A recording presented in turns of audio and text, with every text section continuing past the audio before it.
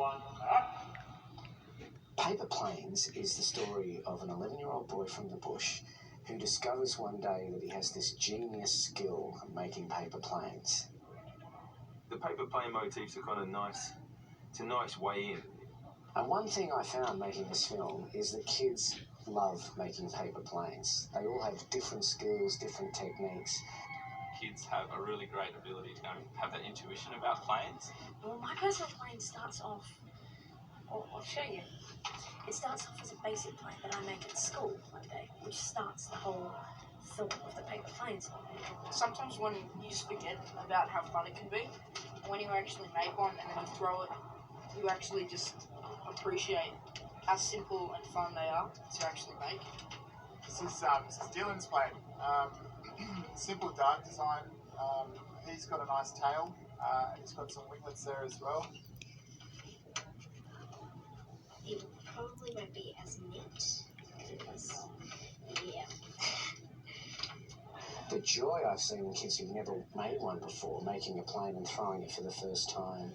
Once you teach them a few tricks too, getting a bit of weight in the head, how you fold the wings, and the planes go further, it's even better. This is called the Defier. And this is what got my character to the Junior World Championship in South Africa.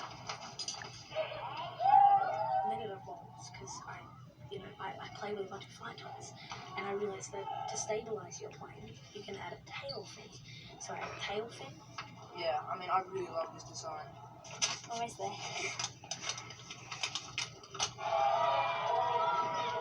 And I think the pleasure in unlocking the secrets of how to make the perfect paper plane is something kids love.